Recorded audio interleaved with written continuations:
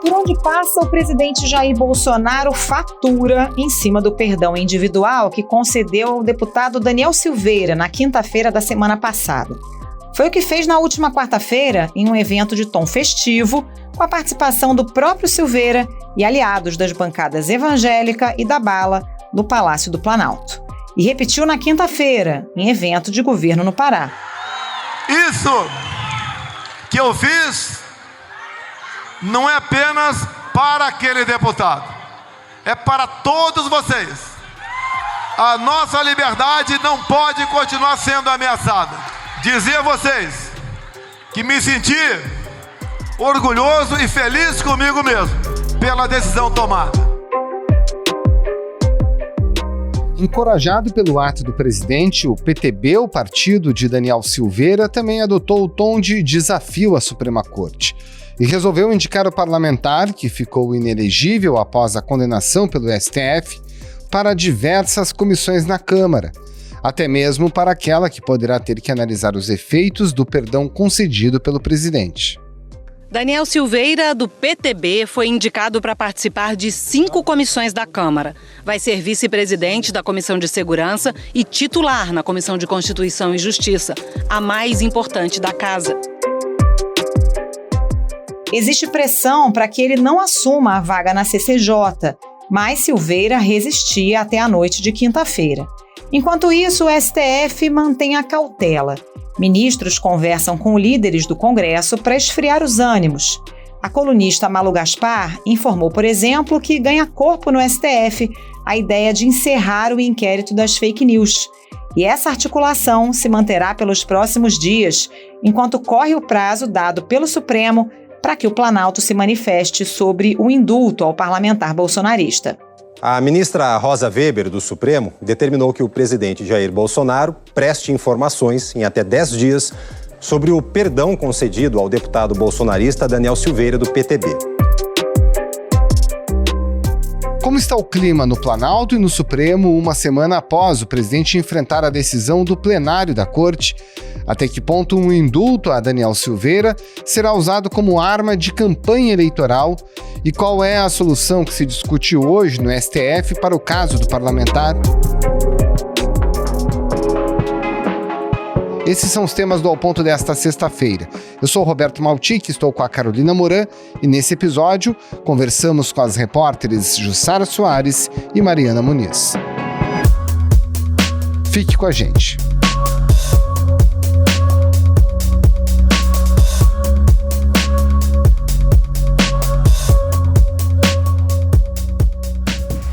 Jussara Soares, como é que o entorno do presidente Jair Bolsonaro está se posicionando a respeito do indulto ao deputado Daniel Silveira e desse tensionamento da relação do governo com o STF? Aqui no Palácio do Planalto e entre os aliados do presidente, a avaliação é que o presidente Bolsonaro vive o seu melhor momento no embate com o Supremo Tribunal Federal.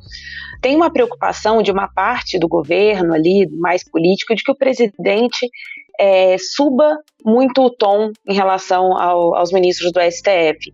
Mas, de modo geral, o indulto está sendo comemorado dentro do governo como uma medida ali que não deixou muita saída para os ministros do Supremo. Então, desse ponto de vista, a avaliação é que o presidente encontrou uma saída e deu uma resposta ali, como o presidente costuma dizer, dentro das 4 linhas, o argumento deles é esse, que o presidente fez um decreto de indulto dentro das 4 linhas, que não cabe muita contestação. E, enfim, a avaliação nesse momento é que o presidente conseguiu se posicionar bem nessa toda essa questão do deputado Daniel Silveira. Mas nesse evento que ocorreu na quarta-feira, que reuniu deputados no Palácio, que foi feita uma verdadeira ode ao Daniel Silveira, o Ciro Nogueira não estava presente, O pessoal do Centrão não estava presente e eles que fazem parte desse núcleo que cuida da campanha eleitoral. Na sua percepção, esse embate vai ser utilizado na campanha? Vai ser utilizado como munição eleitoral? quando o presidente faz esse evento, né, ele recebe esses parlamentares da bancada evangélica e da bancada da segurança pública num evento que teoricamente é chamado em defesa da liberdade de expressão, mas ele se torna um evento de apoio explicitamente ao deputado Daniel Silveira e, obviamente, tem uma sensação de que o presidente, quanto mais empoderado, quanto mais ali aclamado pela sua militância, mais o tom ele vai subindo. Então, de fato, existe essa preocupação desse grupo ali, dos ministros ali, mais ligados ao centrão, dos ministros mais políticos. Ontem, de fato, o ministro Ciro Nogueira não estava e eu fui apurar o que aconteceu. A justificativa é que ele estava adoentado, então por isso se ausentou. De todo modo, de fato, existe entre os ministros mais políticos, mais ligados ao centrão, que o tempo todo fica tentando trazer o presidente mais ali, um pouco mais moderado, né? E, enfim, eles tentam, e é importante dizer que falham frequentemente, né? Então, esse evento de ontem foi visto ali com bastante preocupação, né, de ter essa escalada. Como eu disse, o presidente, quanto mais amado pela sua militância, a tendência dele é ir subindo o tom. Bastou ver ontem também o discurso que ele fez ontem durante esse evento, que aí ele respondeu ao ministro Barroso, falou do filho, o vereador Carlos Bolsonaro, né? O cerceamento das mídias sociais não atinge apenas a mim, porque quem foi meu marqueteiro? Foi o Carlos Bolsonaro, que por várias vezes chegou para mim informes de ameaça de prisão por fake news. Aí prendeu o filho do presidente por fake news. Falou das urnas eletrônicas, então realmente isso é um motivo de preocupação.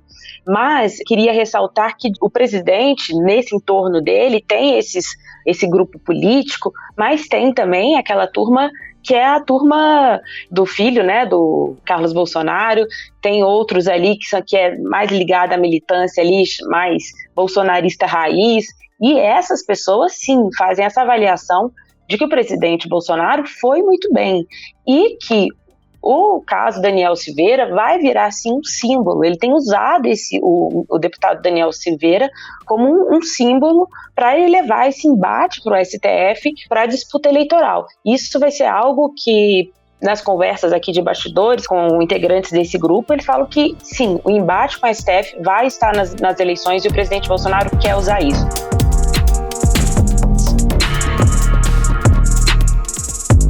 Sara, o próprio deputado Daniel Silveira acabou virando um personagem importante. Ele tem sido muito debochado, né? Debochou do uso da tornozeleira, estava circulando ali sorridente no Congresso Nacional.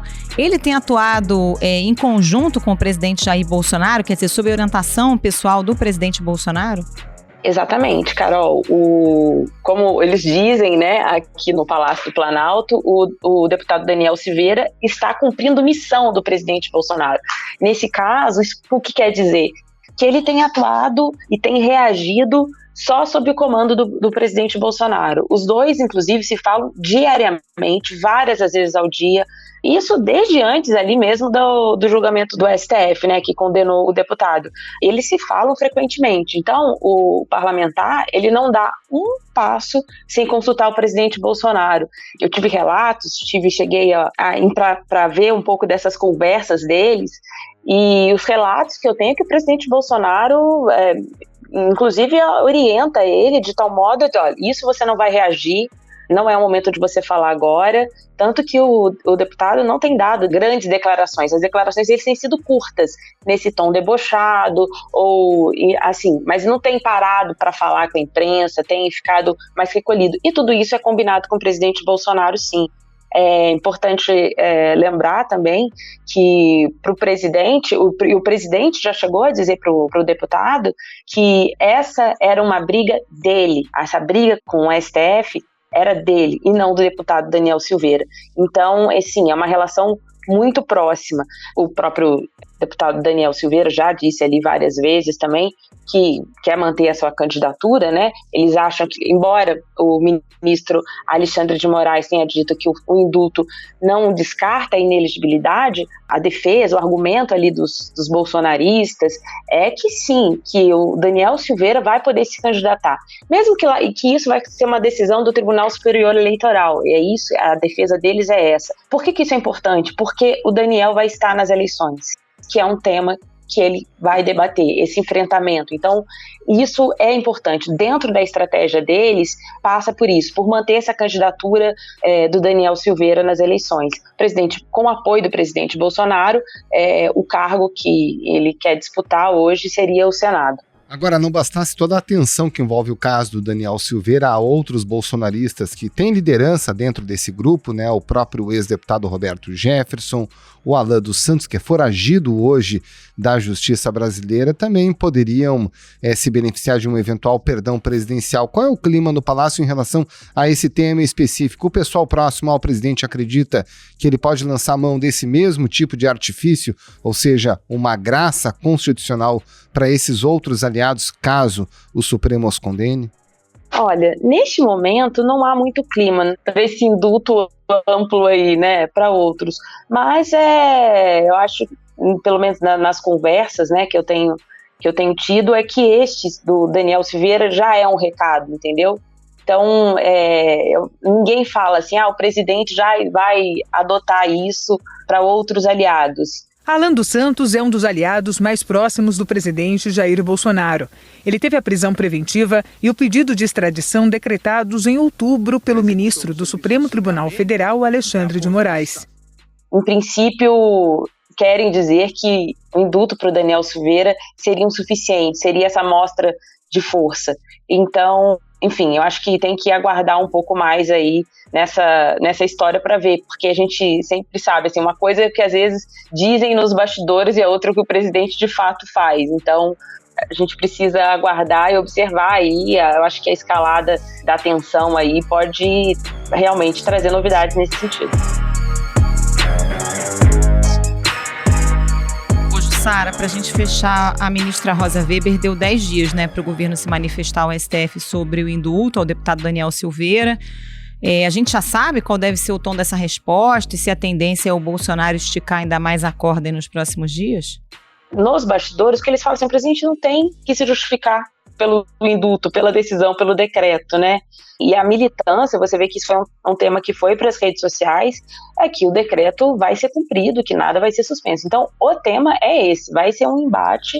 E, assim, ontem o presidente, ele tem todas essas conversas, as reações, elas têm sido debatidas com o advogado-geral da União, né, que é o Bruno Bianco, e o chefe da subchefia de assuntos jurídicos aqui, que é o Pedro César de Souza, que são as duas pessoas que têm orientado o presidente sobre como reagir. A gente sabe que tem a resposta, né, que ele está dentro do prazo, ela está sendo discutida ainda como vai ser. O momento é que o presidente, o que eles falam, o presidente, ele cumpriu o que lhe cabia e vai ser cumprido. Então, o tom deles neste momento é esse, assim, Carol, de enfrentamento e, assim, vão dar umas respostas, mas o tom não temos o que explicar. Esse é o tom, né? Agora a gente precisa aguardar e ver como tecnicamente essa resposta aí vai ser dada ao STF. Jussara Soares, muito obrigado pela sua participação, um abraço e um bom trabalho aí. Obrigada, Jussara, até mais. Um abraço, Maltico, um abraço, Carol.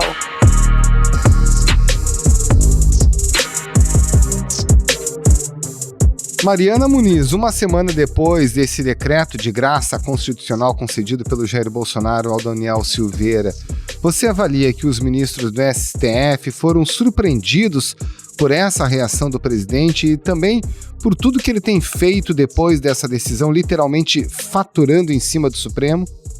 Olha, Maltic, foram sim pegos de surpresa. Acho que a avaliação geral aqui no Supremo é de que não havia expectativa de que houvesse esse decreto. Talvez os ministros mais próximos ao presidente Jair Bolsonaro tivessem ali uma sinalização, mas a percepção generalizada é de que o decreto da graça veio como uma bomba. Ninguém esperava que isso fosse acontecer, né? Acho que por mais interlocução que alguns ministros tenham, nem eles sabiam qual seria a medida que acabaria sendo adotada pelo presidente Jair Bolsonaro, né? E essa medida, ela de uma certa forma, abalou a corte, porque na quarta-feira, quando o julgamento acabou, a sensação aqui dentro da corte, entre os ministros que participaram do julgamento, era de que tinha acabado, né? Era aquela sensação de, opa, viramos essa página. Claro, sabendo que haveria ali uma resistência do Palácio do Planalto, críticas, mas eu acho que de forma alguma esperavam que fosse haver esse movimento tão brusco, né, tão de ataque, né, de contra-ataque, na verdade, do Palácio do Planalto vindo em direção ao Supremo. Do outro lado da Praça dos Três Poderes, ninguém estava prevendo essa movimentação. E com as posteriores declarações do presidente e também o comportamento do deputado Daniel Silveira, né, andando sem tornozeleira pela Câmara dos Deputados, dizendo que não ia colocar, que não tinha nem que ter colocado nunca aquela tornozeleira, né, debochando das medidas cautelares que ainda estavam em vigor, né. Isso vale recordar que, apesar do decreto do presidente Bolsonaro perdoando a pena do Silveira, as medidas dele, né, as medidas impostas pelo Alexandre de Moraes, como a tornozeleira eletrônica, o pagamento da multa, elas estavam em vigor, estão ainda em vigor, e elas não foram cumpridas até agora. Então estamos agora num momento bastante delicado na relação entre esses dois poderes. Por 10 votos a 1, o Supremo condenou o deputado federal Daniel Silveira, do PTB. A maioria dos ministros votou pela pena de 8 anos e 9 meses de prisão em regime fechado por estímulo a atos antidemocráticos e ataques a instituições como o próprio STF. Agora, você diria que, passados esses dias, tem alguma avaliação de ministros ou de parte deles de que o Supremo talvez tenha pesado a mão e cometido um erro estratégico ao condenar com uma pena tão dura o deputado Daniel Silveira? Tem sim, Carol. Existe uma ala de ministros que considera que a pena foi um pouco exagerada, né? E que talvez, se tivesse havido ali uma pena média, né, talvez seguindo o voto de André Mendonça, que condenou Silveira, vale lembrar, condenou Silveira, mas que aplicou uma pena menor de 2 anos, que talvez não tivesse havido essa reação tão severa, né, tão brusca, esse ataque tão direcionado por parte do Palácio do Planalto.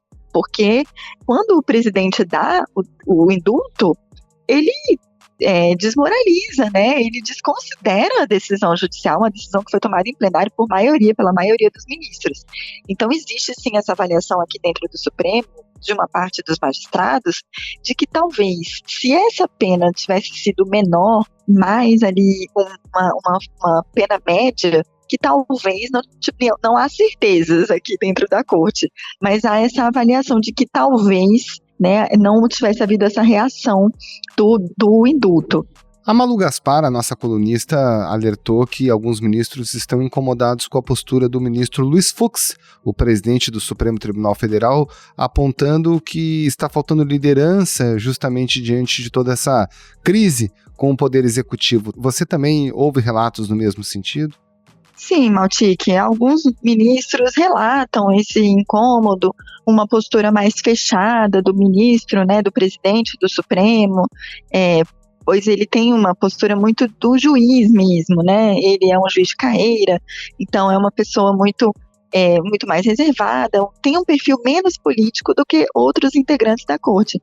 Por outro lado, outros ministros, outros integrantes do Supremo, avaliam que não havia nada que pudesse ser feito por ele, por Fux, que pudesse impedir, por exemplo, o indulto, né? Então existe essa percepção dividida entre ministros de que, sim, faltou uma articulação maior por parte do presidente, já que a presidência do Supremo é, de fato, um cargo político, né? É um cargo institucional, a gente pode falar assim. Mas, por outro lado, alguns outros ministros entendem que não havia o que pudesse ser feito por parte do presidente do Supremo.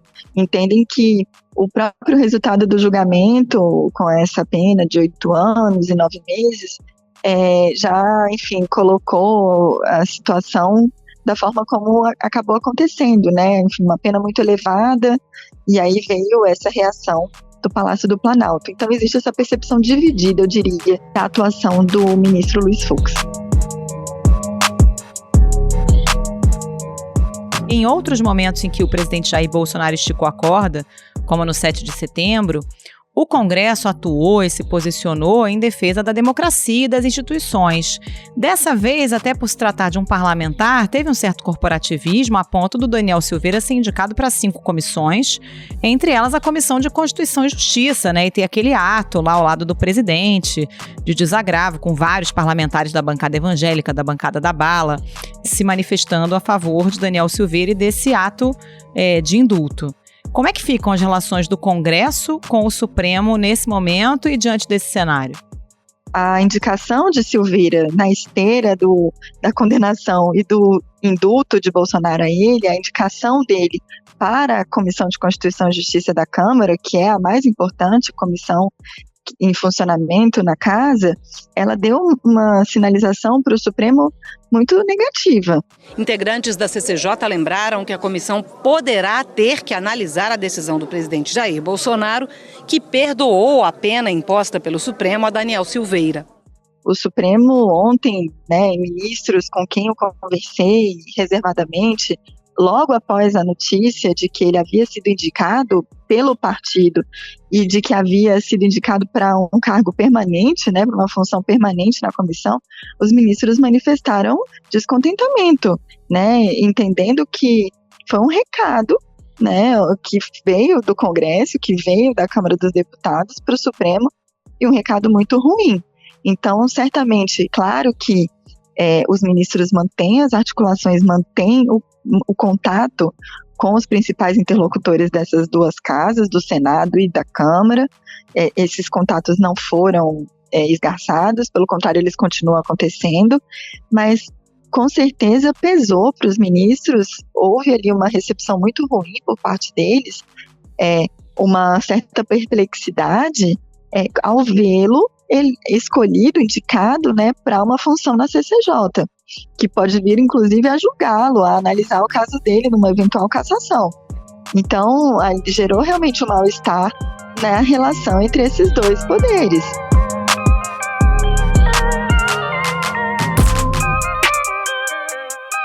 Bom, Mariana, enquanto isso, corre um prazo, de 10 dias para que o Planalto se pronuncie sobre essa chamada graça constitucional.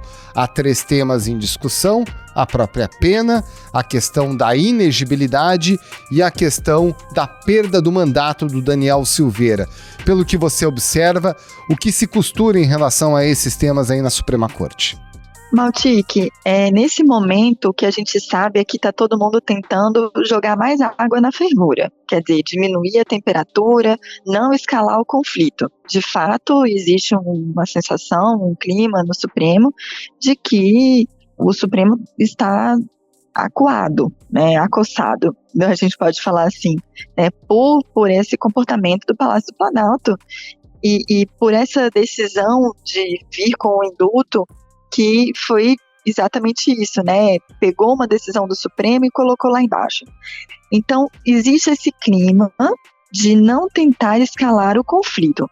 Existe, sim, uma parte de ministros que está conversando com o Congresso e que, acredito eu, e pelas fontes, pelos interlocutores aqui do Supremo, o que a gente ouve é que também há uma conversa, uma tentativa de conversa com o Executivo, mas sobretudo com o Congresso, para manter o decreto do indulto, certo? Para dizer que, olha, a gente mantém, mas o Daniel Silveira permanecerá inelegível. E com relação à perda do mandato, isso ficaria a cargo do Congresso. Então existe essa conversa entre ministros do Supremo e integrantes do Congresso, sobretudo os presidentes do Senado e o presidente da Câmara dos Deputados. Essa conversa existe entre ministros e deputados e senadores, mas a questão central nesse caso da ministra Rosa Weber é que a ministra disse, olha, eu não vou decidir isso sozinha, Quando ela pede informações à presidência da República sobre o decreto, ela também diz assim, não vou julgar sozinha, estou mandando para o plenário. Então ela também está dividindo essa responsabilidade com os outros colegas. Está dizendo assim, quando a gente for decidir essa questão, a gente vai decidir todo mundo junto.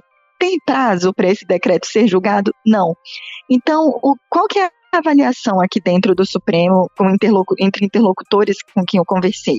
é de que esse decreto não vai ser julgado tão cedo. O que a gente está falando de tão cedo?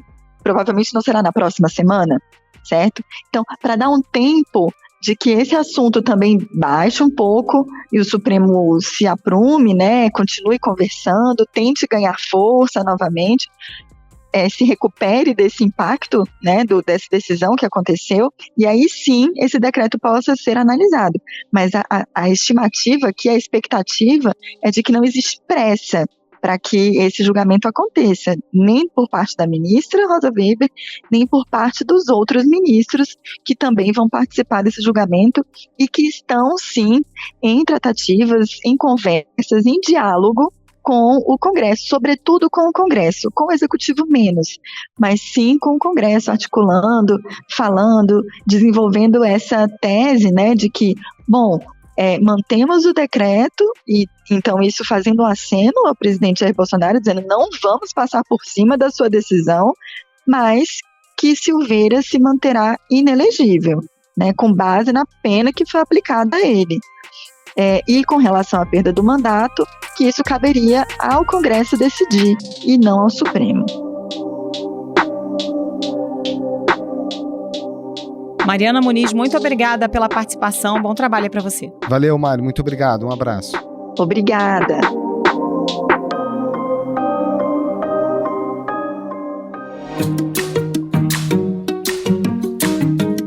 Esse foi o Ponto de hoje, o podcast diário da redação do Globo. Nessa conversa a gente conta com a participação de toda a equipe do jornal, as mesmas pessoas que levam até você informação e análise de qualidade todos os dias. Quer saber mais? Assine o Globo. Acesse assineoglobo.com.br e confira todas as notícias e reportagens especiais.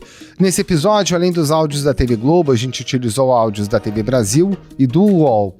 A produção foi da Vitória Alves e a edição é do João Guilherme Lacerda. Tchau. Até mais.